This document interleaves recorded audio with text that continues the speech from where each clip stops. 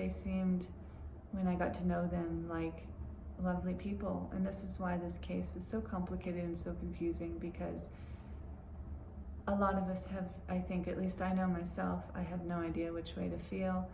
When I knew Ashley and Doug, they were both seeming to be wonderful people, and most especially compared to where I had been coming from and the environments I was used to at that time.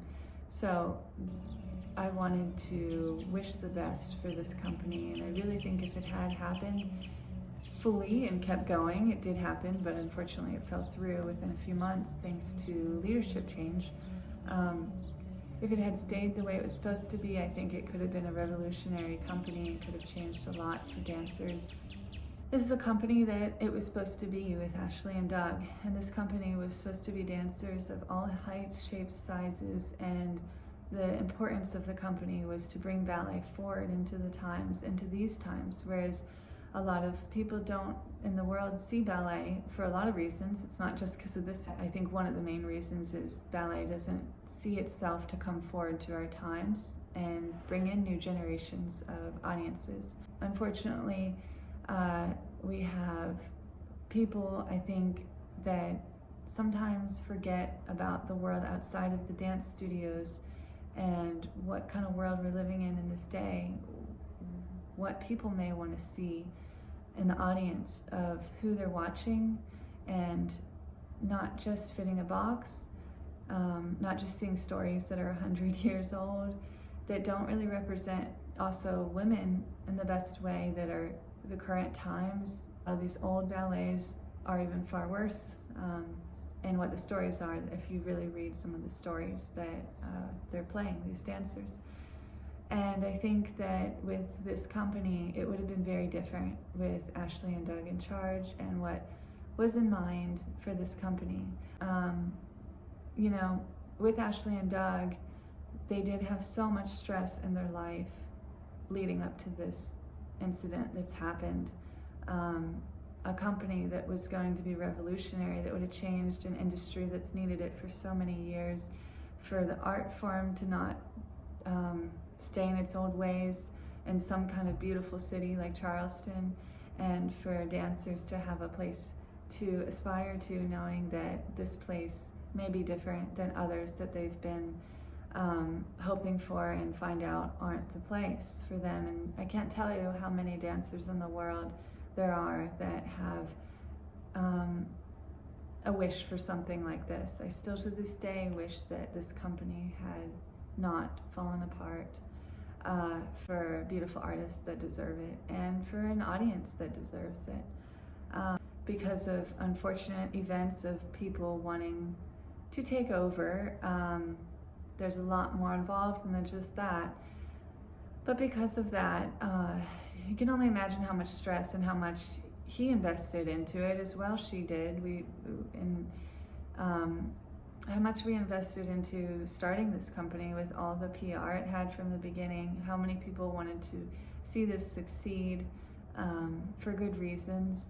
And I think it really shattered them. I can only imagine if I had fully started something like them and it broke down like that, I would be just, well, I know that feeling because of other times in my life when you've worked, as we all know, if you've had something in your life and it gets crushed, maybe not all of us experience this, but it's you go to a place inside that you don't want to go to.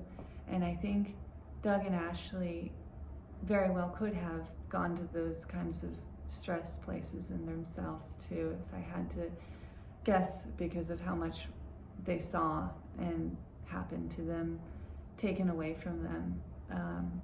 So I don't want to go more into all of that because I just don't, it's hard to talk about it really, that's the main reason. But what I do want to say is that this company would have been beautiful, and no matter what your perspective is on who your side you're on or not with one or the other person out of the two people that founded it, I think it deserves justice to at least be told what beauty of a company they would have created and how different it would have been from the standard And I really truly hope one day there will be a company like what was to be of American National Ballet. If I could wake up tomorrow and see that happen, I think it would be incredible, but I don't know if we ever will see that, at least in the near future. There's a lot of reasons why, but I'm gonna finish this video saying that this company, like I said, we were going to not only change the look of dance, of ballet, and the shapes of anything you see on stage, but we were also wanting to take out the toxicity of what most dancers deal with to be a dancer. And that is friendship and love towards each other. And competitiveness can be good, but not the toxic competitiveness would not have been there. We wanted to have true dance lovers at heart in the studio, and people that were purists of the art form. And I think that's really missing in this current day. People that live for the art, and that's their main intention and purpose. Not fitting in a box, like I said. If a dancer moved a director like her in the studio in an audition, if that dancer was different, she wouldn't care if that dancer may be different in any way. She would find a way to make her box be able to create for them, so that the audience has all ways to see the art form expand and grow on all levels.